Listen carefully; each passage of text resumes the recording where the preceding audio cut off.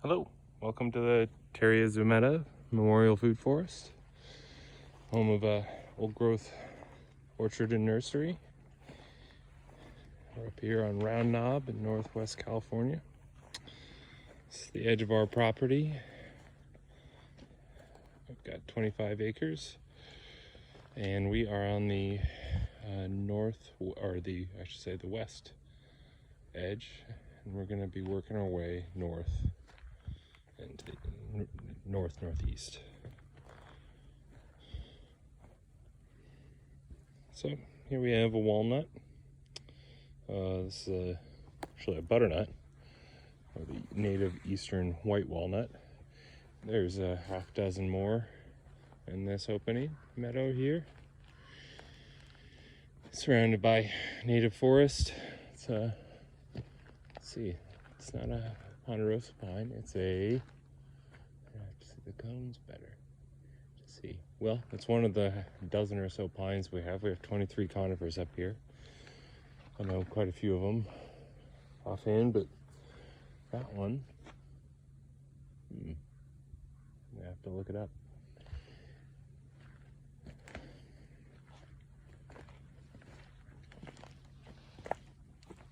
That's a dead knob cone pine. So it's the edge of the property. Over there is a neighbor, nice couple, and the next property over from them is actually for sale. 11 and or a little under 12 acres. So here we have some chestnuts. Let's see, this is a silverleaf seedling, or at least the nut came from a silverleaf. It's crossed with one of any number of pollinators at the Burnt Ridge Nursery, where we got the seed chestnuts from. There's another chestnut. Planted this one on my cousin Amy's wedding day. Bococcia Magole. I guess that's an Italian varietal cross. So another silverleaf, which is a Japanese cross. And so yeah, these they would have the pollinator is a different varietal. It has to be, and so that's going to be of one of the types that are around it. And Michael Dolan has collected over 70 types of chestnuts, of varietals, at Burnt Ridge Nursery. And so, and I don't believe he's hand pollinating these. So this Ballepine, assume that's a French. Yeah, it's a French varietal crossed with, again, any of those. Could be also American genetics mixed in there with the native American chestnut. We actually will be passing some native California chestnuts, the chinkapin, which, let's see, I don't see any standing out right here. There's another type of chestnut. Let's see. These leftover wire pieces I use for labels. We'll see how well they do.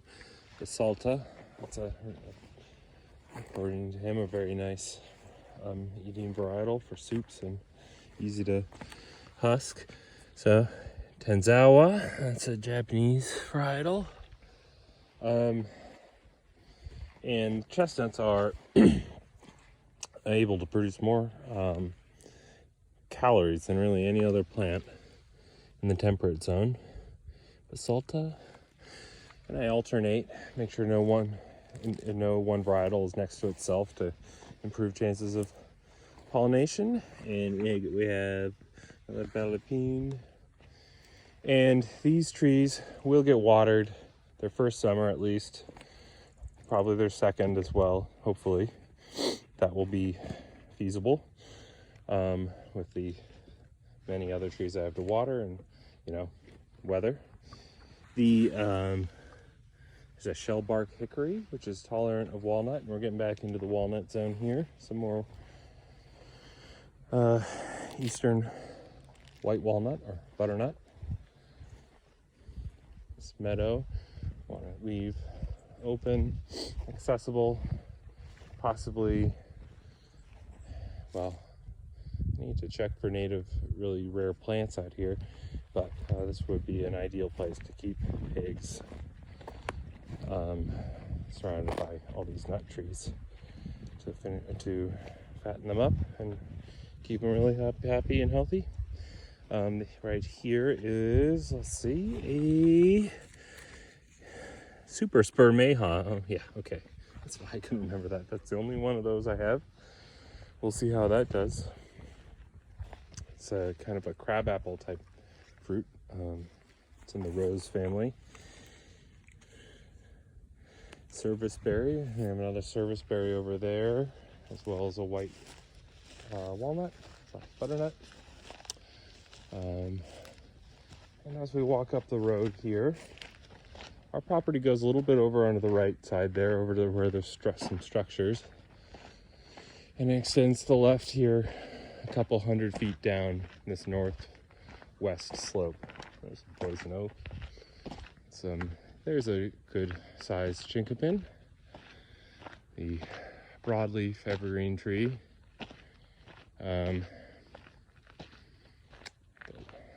Waxy, pointy leaves. Could be fairly easy to mistake with California Bay, but the smell is quite different, and the undersides of the leaves on the chinkapin are much more kind of yellow.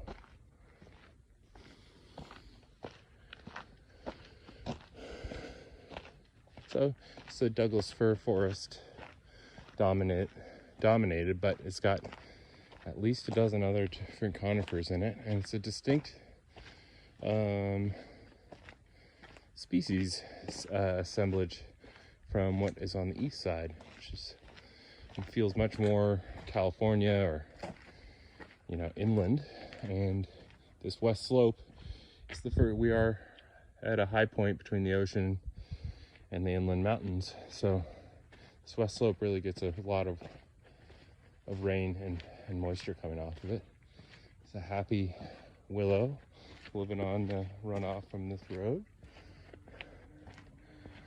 So we're going to transition into a more manzanita dominated, mixed with still having the huckleberries and a lot of conifers, but more spread out naturally, and generally more park-like feel to it, the vegetation, versus this dense dark forest, which we should do some beneficial thinning, fire management on. We'll use that wood for hoop cultures, which are lasagna beds, or kind of like a lasagna of wood and soil, and all the other things you use wood for. But leaving a lot of or pretty much I would say all the large, healthy trees. Some of these are probably approaching 200 years old, even though they're a lot smaller than a 200-year-old tree would be down the hill. There's some 4-foot thick Douglas firs and pines in there on that slope, as well as in the wetland areas down in the ravine below our house. So here we're coming over the crest. We kind of crossed onto the neighbor's property there for a second while we were walking on the road. The edge of the property line is that green stake we're coming up to. Sorry about the wobbling in the video,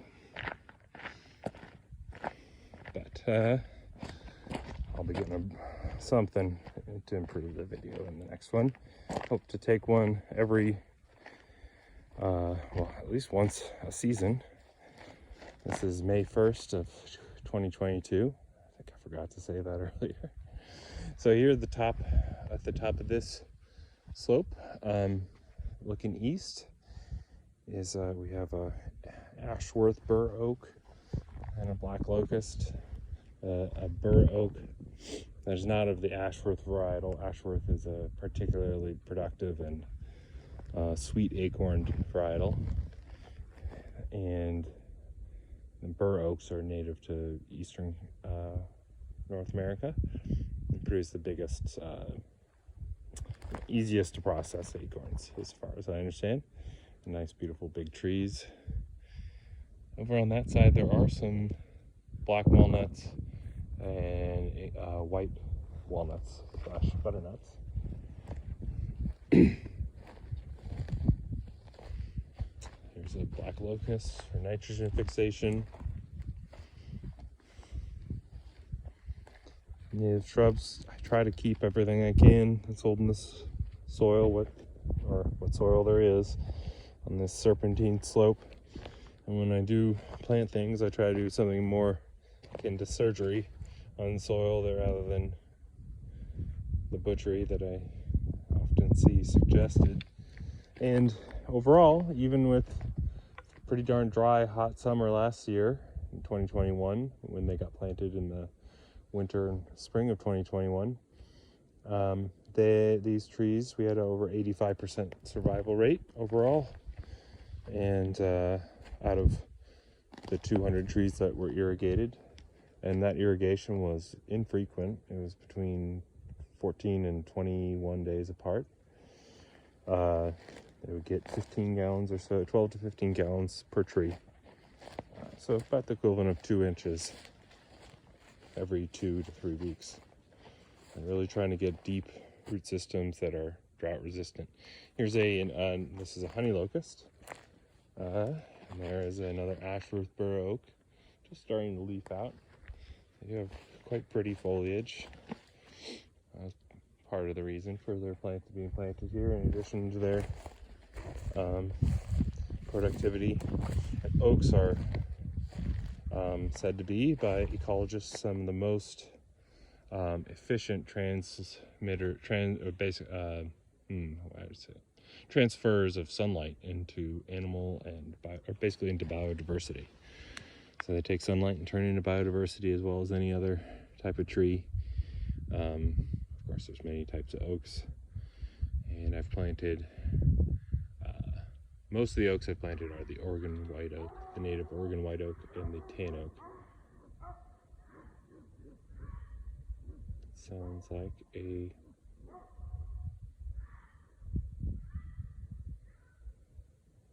fox. The dogs are responding. We have a lot of gray foxes around here. We also have a lot of manzanita, which is a good fire break plant. Produces delicious medicinal berries. You have to be careful how much you eat of those because they are cathartic. Let's see, there we have a honey locust. And behind it is a white mulberry rootstock that will be grafted. There's one of a half dozen different types of mulberry scionwood. Right here we have a Oregon white oak.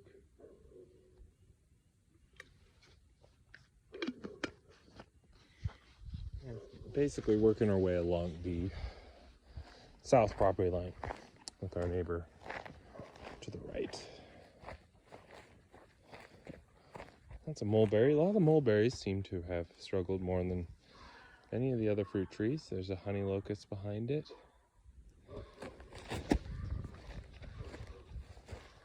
This is a pear.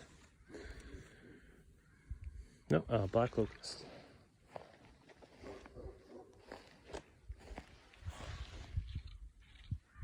Oh, this appeared to be dead when I planted that black locust. So we'll have a couple extra locusts here for nitrogen fixation and drying honeybees, building up biomass.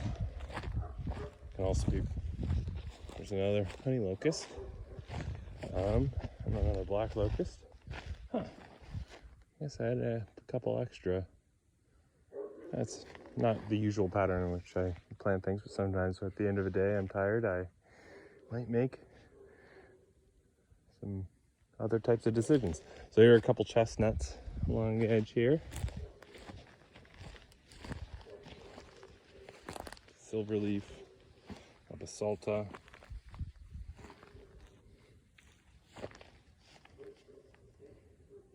the other one? I know there was another one. Oh, well, there's a cherry up there. Oh, the third one was down this slope. As it turns out, down here. So then there's 36 chestnuts planted down in a kind of a crescent shape. Sorry about that. With Shepardia or sea berry in the front. There's three sea berries in the front. So we have, and then there's 30 more chestnuts planted along this side of the road. And of course, on 3-foot spacing, we are going to have to be doing quite a bit of culling, or I think nature's going to do that. I do not think I'm going to have enough water to pamper these trees. They will get about the same treatment as the other trees got last year. But I have